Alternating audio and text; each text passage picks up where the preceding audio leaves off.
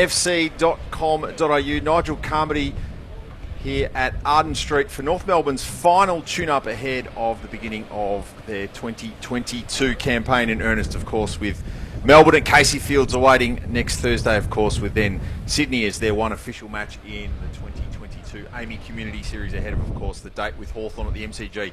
1:10 p.m. Sunday, March the 20th, footy just around the corner for all and sundry in the AFL. Alongside me, special comments this afternoon is AFL Media's Riley Beveridge. Riley, hello and welcome. I saw that the club, in promoting the fact that the game was going to be live streamed, said they'd have a dedicated commentary team. I assume they were referring to us. Very dedicated of you to be here on a Friday afternoon. Thank you, Nigel. No, it's good signs out here at Arden Street. Lovely day, lovely afternoon. Hopefully get a good contest. I was here last Friday morning for the little bit of match sim that they undertook last week, and all signs were good. Everyone got through unscathed. There was some promising performances. I like what I saw from Taran Thomas. Was awesome through the midfield, went forward and kicked a couple of goals as well. And I think one man that everyone's going to be here to see this afternoon is Jason Horne-Francis as well, and he showed some pretty promising signs last week as well.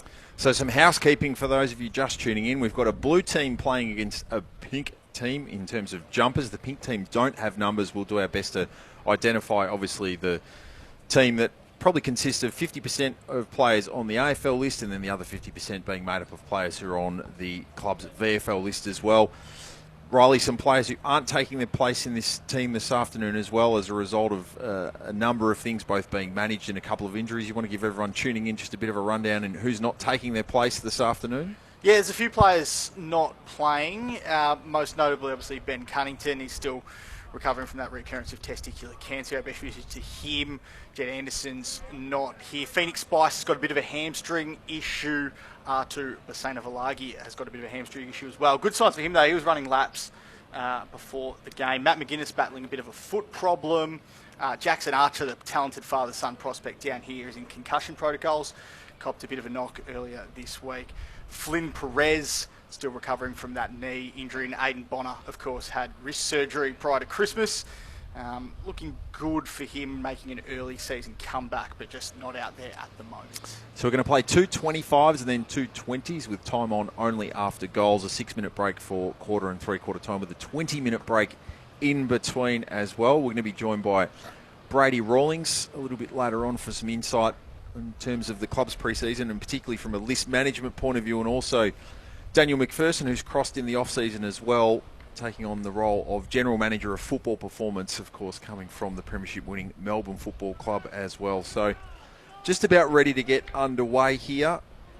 We'll run you through a list of players as we get going shortly, but no doubt you'll be able to identify many of them, including 4 of the 2021 NAB AFL draft class who are participating in this game this afternoon. So Goldstein and Zeri to face off in the ruck to get things started. Davies Uniacke and Bailey Scott with an arm across, and of course wouldn't be footy season without a record bounce. There is a pretty decent southerly blowing in Melbourne today for those of you who are outside the sort of Melbourne metropolitan area tuning in, so there should be a little bit of an advantage to the left of screen as last year's Sid Barker medalist Jai Simpkin gets an early touch. Luke Davies Uniacke, who finished the season with a real burst of vigour, is taken down in a tackle by both Eddie Ford and Charlie Lazaro, and so many promising young names that we'll speak about throughout the course of the broadcast today. In customary fashion, LDU flying out the back of the contest. His handball didn't connect with Aaron Hall, and Charlie Lazaro stopped in his tracks. Riley, who are you most interested to see for the second time in a week this afternoon? Well, one person I'm really excited to see for the first time in a week is Jai Simpkin. Missed last week with a bit of a corky, spent the entire session running laps. But as you mentioned, the reigning Sid Barker medalist, one of these really promising midfielders. And this is another one that just got that handball away, Jared Polak, in probably the stronger of the two sides this afternoon. He's had a really good summer, finding the footy at will, just as he did last week. He's got a couple of early touches to his name here. And neat use going, looking for Cam Zurhar, who's got Kyron Hayden standing him, and Zurhar just hit the belly of the footy in trying to work that banana back. So a little bit of an early look at the breeze. Cam Zurhar, of course, coming off 31 goals from his 20 matches last year to finish 7th in Sid Barker medal voting. Let's see. Always one of the most interesting things of intraclubs is the intimate knowledge that each opposition has of the game style that's being played, and can see the teams compressing it around. Marty Hoare, 14 games with Melbourne, trying out for a spot on the Kangaroos list at the moment. Was able to find Todd Goldstein, who is in the pink team. He chips short. Wide hugging the line. Here's Josh Goda. Of course, grew up a North Melbourne supporter and probably one of the better Year 12 formers you're ever going to see after getting drafted just a couple of hours earlier. Lazaro's second touch comes wide, looking for Edwards. It's chopped off by Ben Mackay.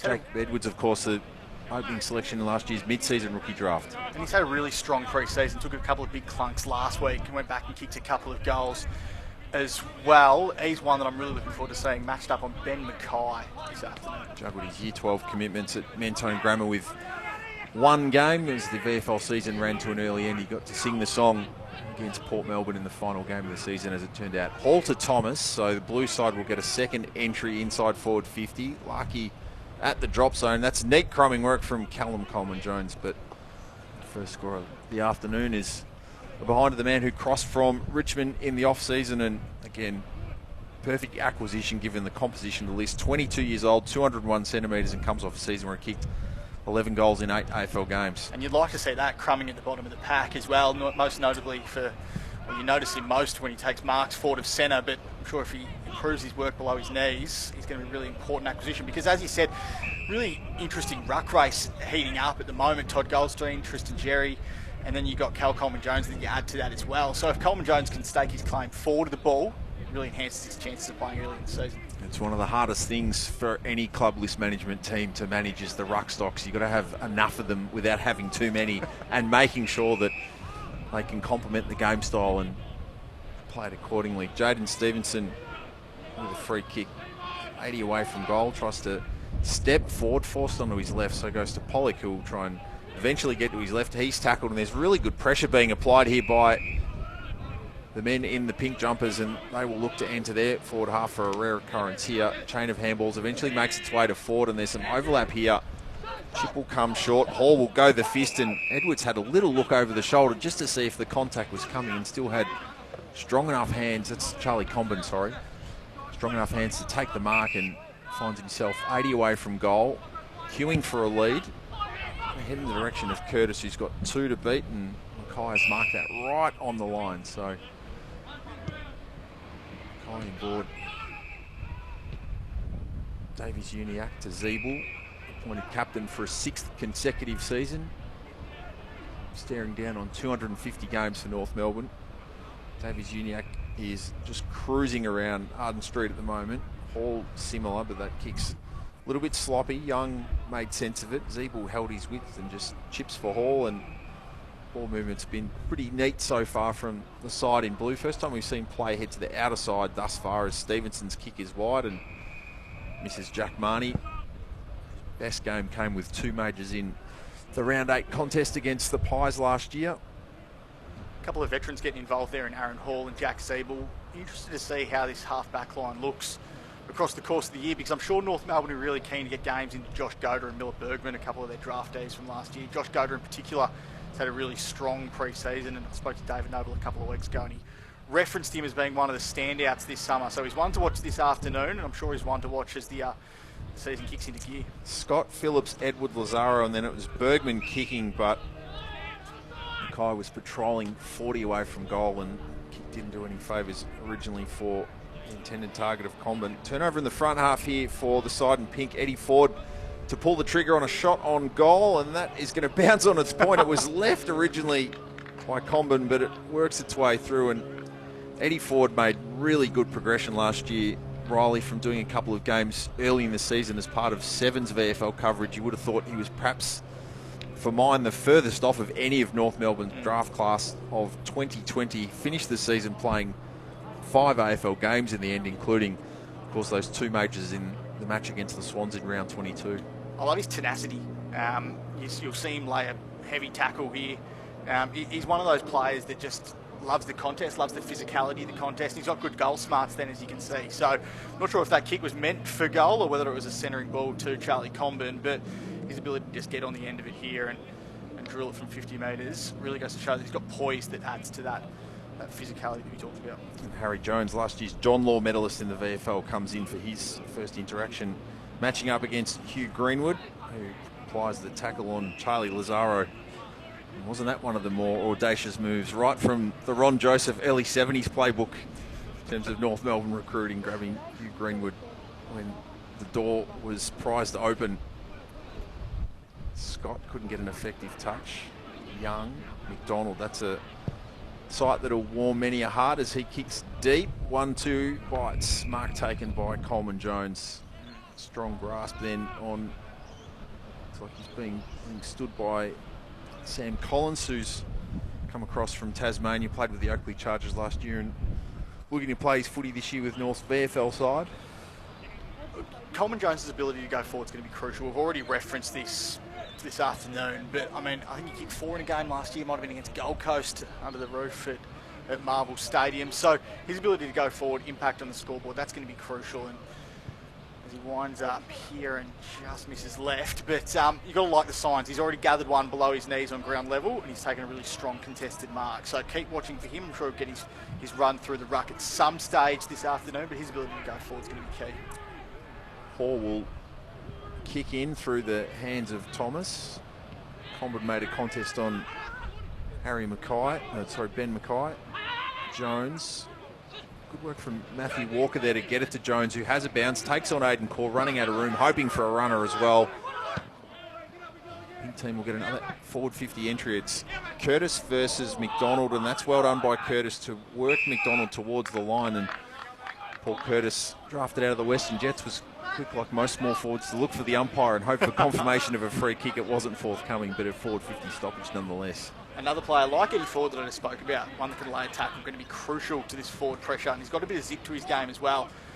We've liked what we've seen from Jack Marnie in the forward line in North Melbourne in recent years, but he adds a bit of a point of difference with his X factor and his pace, Paul Curtis, so watch out for that this afternoon. And the zip was there too with a couple of efforts in that contest. He provided the handball for Jones, but Greenwood was able to neutralise with a strong tackle and turnover. So side in blue looking for their first major. Young to Walker, coming off a fantastic season. This one can't quite stay in for Jack Marnie, who's been denied a couple of times early on. Aidan Corr, incidentally, just checking out for an early spell as Jack Siebel comes back onto the ground and into the back line for the side in blue. Hate to use an old cliche, but he is almost going to be like a new signing this season in Aidan Corr. He only played a couple of games last year with that toe injury and the toe infection that stemmed from it. So added to their leadership group, which goes to show just how high regard he's held in here at Arden Street, given that he didn't actually play much footy last year. It's a cliche, but it's an accurate one, Riley. Don't forget, everybody, opening quarter being brought to you with thanks to Mazda, our major sponsor. Head to nmfc.com.au/Mazda member offer for your 2022 member offer. What an incredible supporter of the club they've been over 20 plus years now. Walker inboard, low, just the required distance. No, it wasn't. Measuring tape was out on Aaron Hall, so he's going to retreat.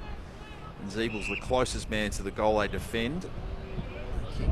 Just swayed on the breeze for Pollock, who chips for McDonald and keeps her running. It's good signs early from Jared Pollock. Goes looking again for the tall timber. It carries everyone. The pack collapsed and the free kick will head the way of Team Blue, and it looks to be Nick Larkey who might have the winning lottery ticket. And what a wonderful rise it's been for Nick Larkey from Frosty Miller medalist into the VFL into North Melbourne's leadership group for this season. One of the surprises in North Melbourne's leadership group that was announced earlier this week, but goes to show his development both as a footballer and through his maturity as a person as well. So one of the youngest members of their leadership group, and someone that I think people have really gained a lot of respect for in the last couple of years as he slots that one through. So first goal for Team Blue. If you're just joining us, Eddie Ford with the major so far for the side in the pink jumpers. A quick run through of the respective team lists for Blue. It's Marnie, Stevenson, Corr, Taylor, Horn-Francis, Ziebel, Davey Juniac, McDonald, Simpkin, Pollock, Young, Greenwood, Walker, Larkey, Coleman Jones, Mackay, Powell, Thomas, Turner, Zeri, Hall and Zerha. Meanwhile for the side in pink, Scott, Goldstein, Curtis, Bergman, Phillips, Combin, Gota, Edwards, Walker, Lazaro, Hayden, Ford, and then VFL contingent, Matt Walker, Harrison Jones, Kate Answorth, Jack Watkins, Marty Hoare, Yusuf Dib, Connor Waitman, Dylan Stone, Bode Stevens and Sam Collins. Marty Hoare, of course, still a train-on player at North Melbourne, vying for one of those SSP positions. March 9, the deadline for them. Well, Francis to Greenwood, but chopped off. This is Goda. Slices the kick on the left. Had a little bit too much carry for Ford. Triple grab from McDonald. Clean-up duties for Davies Uniacke. Driving the legs out of the traffic was Greenwood, and he's able to hit up Stevenson, who's got Pollock patrolling this broadcast side of the ground. Decides to really try and test himself on the breeze with the left, but not able to carry the distance or the accuracy required. But it's a small sample so far, Riley. We're just through 10 3/4 minutes of this game, but everything that made Jared Pollock pick 5 in the 2010 National Draft and has taken him to 146 games so far on show. Really consistent player if you can get a good run of form under his belt. So I don't think anyone would have expected him to make this impact that he has over the summer. Obviously didn't play a lot of senior footy last year, but the way he's attacked the summer with a real urgency, and I think that's what's seen him start in what is probably the stronger of these two North Melbourne sides this afternoon, and what has him looking like he's aiming for a round 1 spot. Charlie Lazaro almost ran into the traffic there from the side door. It was Larky who put some on him afterwards. Nice lift as well. Mark to Ford. Quick to reference and hand it off to Paddy Walker. Blue team with the numbers here. Turner, his tumbling ball should favour Taylor, who can clutch it on his chest. He's driven to the ground immediately by Answorth. Bergman trying to extract it but not able to. So I'm sure many a North fan getting their first look at not just Jason Horne-Francis, but Paul Curtis-Miller, Bergman and Josh Goda, 4 of last year's draftees who are going to press their claims this afternoon. Young for Simpkin. Hall stacking it up early. Simpkin to Zeeble. Goldstein not quite able to run him down. Jack's kick goes the length of the square. Fist from Bergman was clever there not to infringe on Davies Uniacke. A couple of Dandenong Stingrays products going head-to-head. Here's another one, Luke Davies Uniacke. I mean, you look at the talent they've got in their midfield, but former pick number 4, who often gets overlooked, but he's going to be a really big presence in this side this year, alongside Taran Thomas, as we've spoken about, Jai Simpkin, guys like Tom Powell, Will Phillips, Jason Horne-Francis will go through there this year. So they've got all the pieces in place. I know they finished bottom of the ladder last year, but there's some exciting signs that are building within this young North Melbourne list. Powder Hall, who's north of double figures for mine. Marnie to Stevenson.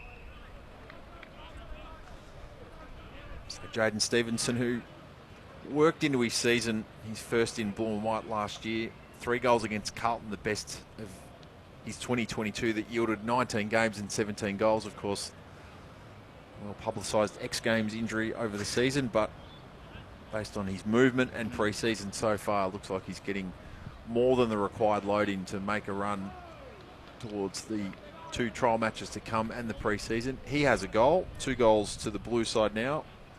So Stevenson's major goes alongside that of Nick Larkey.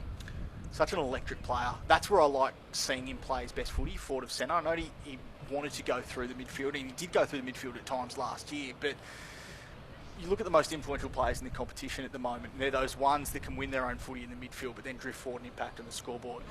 North's got a lot of them now. I mean, you look at guys like Jason Horne-Francis, Taran Thomas, Jaden Stevens, one of them. So he should be setting himself a target of 20, 30 goals this year. I think he can do that on a consistent basis. If he can add that to his 20 touches a game, or even if it's high teens, then he could become a really influential player in this North Melbourne side. See the graphic in the bottom left of your screen there, getting around the club's AFLW program, doing fantastic work at the moment under coach Darren Crocker. They head to North Hobart Oval on Sunday to face Collingwood in a crucial match. As Eddie Ford's got on the end of a really neat kick there from Curtis, and try and kick his second of the afternoon so far.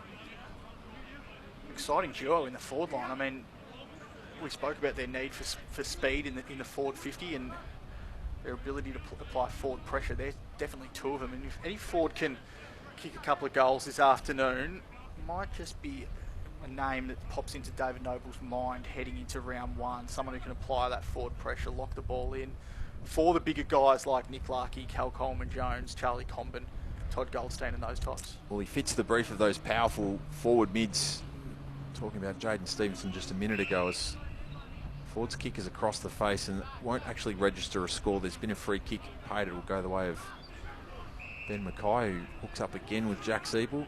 Good to see plenty of fans enjoying perhaps what's been the most comfortable day of 2022 weather-wise in Melbourne. Afternoon sun's broken through after a bit of a misty, cloudy day. It's perfect conditions for players and spectators alike here at Arden Street, as McDonald was on the end of the Simpkin hand pass. It's turned over through the tackle. Jones had it stolen by Greenwood, who dabs neatly on the left to Horn Francis, who could have almost kept running to goal. He probably only had Hayden in his way. So last year's #1 pick in the NAB AFL draft will go back and try and kick his first of the afternoon.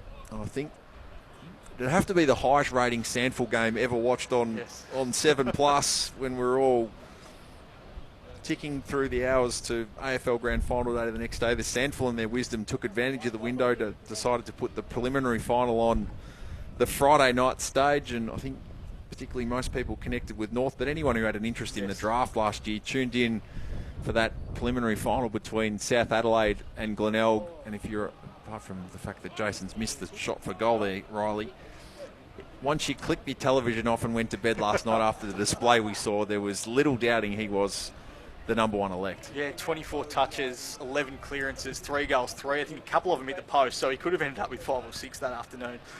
I know they lost, but he was fantastic in that performance. And that, I think from that moment on, even if there were any doubts that he was going to be the #1 pick, which I don't think there were many, they were dispelled that night. He was awesome that night, and from that moment forward, you knew he was going to be a North Melbourne player. We had a little bit of a clash between, I think it was McDonald and Zeri. And Todd Goldstein was showing great care for his teammate there for a moment, waving to the medicos to come out. He's back on his feet now, Tristan, but medical staff are going to take him towards the bench quickly and go through the necessary tests and precautions to assess him. So I'll try and give you an update on his condition shortly. Just great to see him on his feet, though. Meanwhile, Jack Marnie has the shot at goal, and that's got really good carry on the kick. Little doubting that from Jack Marnie, who kicks his first. So goals to Stevenson, Larkey, and now Jack Marnie so far for the side in the blue strip. Pink team with 1 major so far through Eddie Ford. Don't forget, 1300 Kangas. That's 1300 Kangas, 1300 526 427 to become a member as we target 50,000 in 2022, or head to membership.nmfc.com.au. Of course, membership, the lifeblood of the footy club. And of course, for those of you tuning into the live stream this afternoon, from what you've seen in the first 16 and a half minutes, you should be becoming a member if you aren't already. A lot to look forward to, not only with the round 1 clash against the Hawks, but first home game of the season will come Sunday, March 27, hosting West Coast at Marvel Stadium. Jones to Goldstein to Phillips. This from Walker Josh on Walker Matt.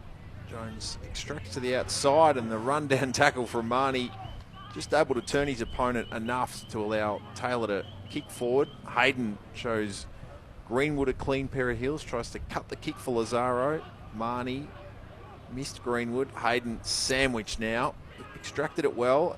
Goldstein to the outside, and side in blue, and pink, sorry, will go forward now through Dylan Stone. His kick's a little bit shallow though, and Ben Mackay is another who's looking very much of his 2021 self right now from what we've seen in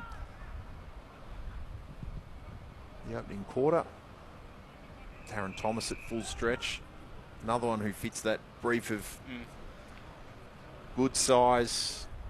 Anywhere in the front half, he can be a dangerous proposition. Taron Thomas is probably the one I'm most excited about of any player on this North Melbourne list.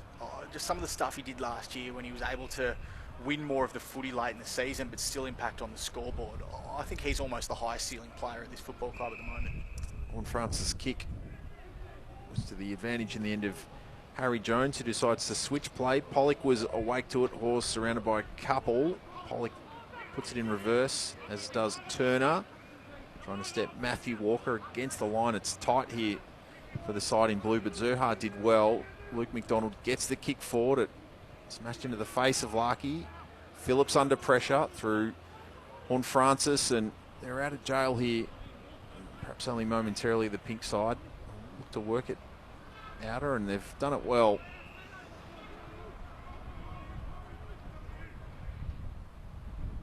Jones, he's been busy early, and if the AFL's list management around COVID goes in the direction we think it might, Riley, and clubs are being asked to dip into their own VFL State League list first of all, you'd imagine Harry Jones is going to be high up, not only on what he did last year, but what we're seeing in the early stages here as well. It's made intra-club games all the more interesting this summer, hasn't it? I mean, there's VFL top-up players, there's a handful of them here today, but around the competition that are sensing their opportunity to potentially get themselves on an AFL list at some stage this year, given the situation that might unfold. Thomas goes back to Josh Walker. Powell. Mackay looking for an option to feed off him. It comes his way in the form of Curtis Taylor, who kicks to the hustling lead of Zerha, who take advantage of the stand rule. Dab this kick deep. Horn Francis with a couple to beat. And some help defence there from Marty Hoare, able to neutralise it. He looks really lean, Cam Zerha. Looks like he's had a really good summer. It's probably something that he did need to work on over the last couple of seasons, just improve that fitness base to get higher up the ground. But it looks like he shed some kilos and he's in really good nick going into the season. Larky roved his own ruck work in the end. Clean at ground level was Hoare. Squeezes the kick forward. Hunting up high from defence was Walker. His kick wedges out of bounds on the full. So a free kick to the side in pink. Playing a 25-minute opening quarter plus time on after goals. So shade over 5 minutes to play with Blue 3-3 leading Pink 1-1. Not that the score matters too much this afternoon. More about method and process, if anything.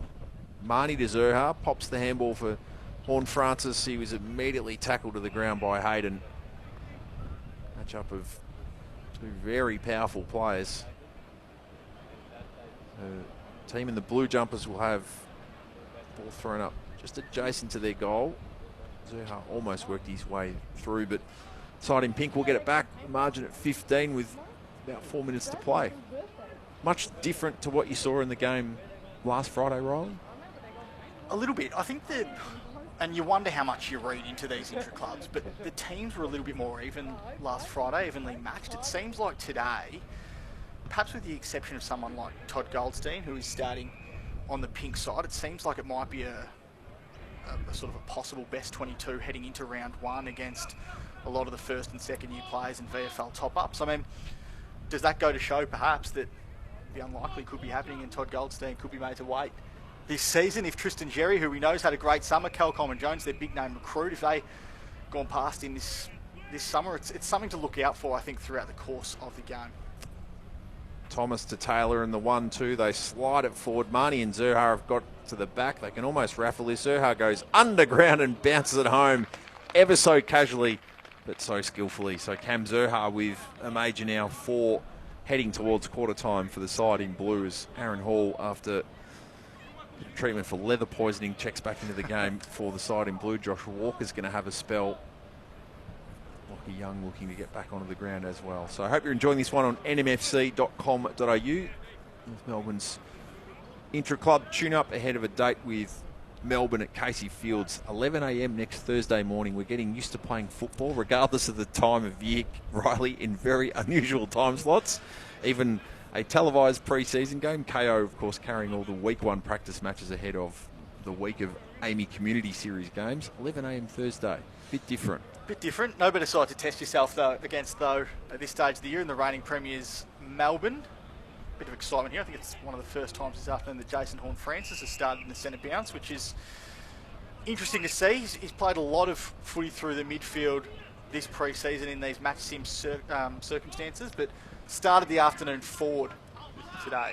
Zaro the free, and Mackay the mark. It's a Zeeble who can take off here with no one on the mark. He'll just casually take his time, assess his options. The option was Callum Coleman Jones. It nearly got through the legs of Hoare. Stevenson trying to work around his opponent. Powell distributes to Coleman Jones. Davies Uniac can't get through Phillips. Strong tackling work, and even better work there from Scott to bundle Powell off it. Cleaning up was Phillips. His handball missed its intended target. Ford tackles Stevenson.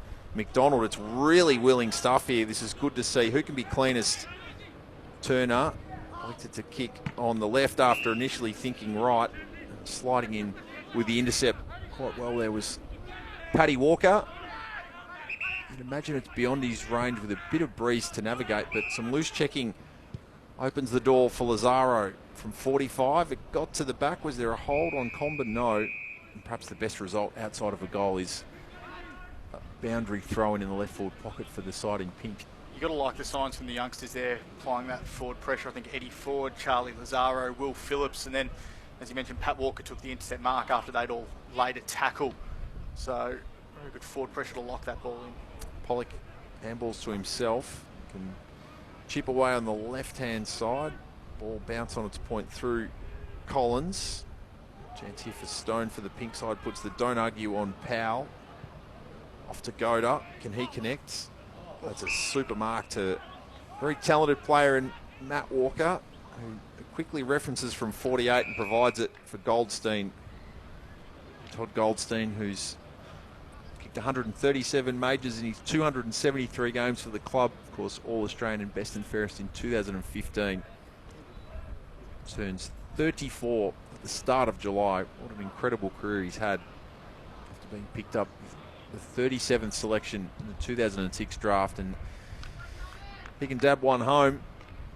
And Riley, you mentioned the ruck contest that now exists on this list with Coleman Jones an acquisition, Jerry at 23 years of age, turning 24 just prior to round one, starting to get into that sweet spot, I suppose, for the young developing rucks who sometimes need the best part of 5 or 6 years, whether it's on a list or an estate league, to be ready to challenge the man whose glittering CV we just went through for the #1 spot.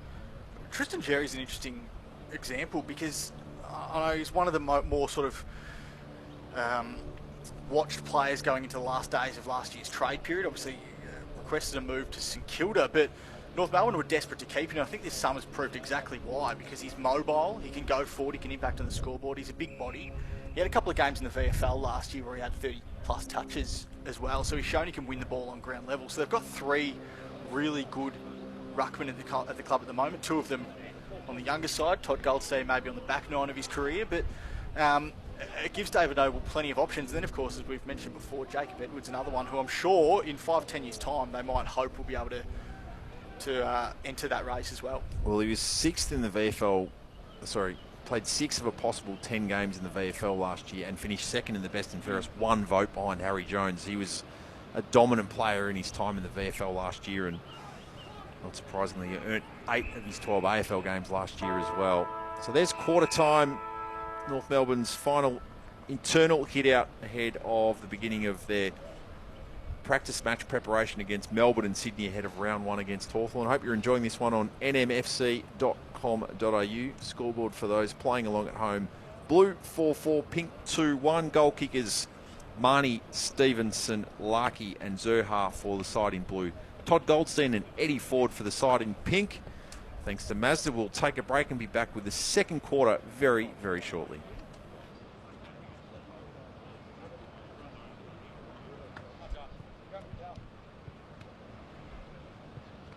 For a spot on the Kangaroos list at the moment, is able to find Todd Goldstein, who Zaro's second touch comes wide, looking for Edwards. It's chopped off by Larkey at the drop zone. That's neat crumbing work from Callum Coleman Jones, but takes marks forward of centre, but I'm sure if he improves his work below his knees, he's going to be a really important acquisition, because as he said, really away from goal, tries to step forward, forced onto his left, so goes to Pollock, who will try and eventually get to his left. He's tackled, and there's really good pressure being applied here by the men in the pink jumper. Chip will come short, Hall will go the fist, and Edwards had a little from goal and didn't do any favours originally for the intended target of Comben. Turnover in the front half here for the side in pink. Eddie Ford to pull the trigger on a shot on goal, and that is going to bounce on its point. It was left originally by Comben, but it works its way through and get an effective touch. Young, McDonald, that's a sight that'll warm many a heart as he kicks deep. 1-2 bites, mark taken by Coleman, an effective touch. Young, McDonald, that's a sight that'll warm many a heart as he kicks deep. 1-2, bites. Mark taken by Coleman. Forward 50 entry. It's Curtis versus McDonald, and that's well done by Curtis to regard he's held in here at Arden Street, given that he didn't actually play much footy last year. It's a cliche, but it's an accurate. Their leadership group, and someone that I think people have really gained a lot of respect for in the last couple of years. He's vying for one of those SSP positions. March 9, the deadline. Vying for one of those SSP positions. March 9, the deadline. The side door, it was Larky who put some on him afterwards. Nice lift as well. Coach Darren Crocker, they head to North Hobart Oval on Sunday to face Collingwood in a crucial match. And Ford's got on the end of a really neat players and spectators alike here at Arden Street as McDonald was on the end of the Simpkin hand pass through the tackle. Jones had it stolen by Greenwood, who dabs neatly on the left to Horn Francis, who could have almost kept running to goal. He probably only had Hayden in his six that afternoon. I know they lost, but he was fantastic in that performance. And that, I think from that moment on, even if there were any... It's great to see him on his feet, though. Meanwhile, Jack Marnie has the shot at goal, and that's got really good carry on the kick. Little doubting that from Jack Marnie, who kicks. But still impact on the scoreboard. I think he's almost the highest ceiling player at this football club at the moment. This season, if Tristan Jerry, who we know has had a great summer, Cal Coleman Jones, their big name recruit, if they at the course of the game. Thomas to Taylor in the 1-2. They slide it forward. Marnie and Zerha have got to the back. They can almost raffle this. Zerha goes underground and bounces it home ever so casually. But the legs of Hoare. Stevenson trying to work around his opponent. Powell distributes to Coleman Jones. Davies Uniac can't get through Phillips. Strong tackling work.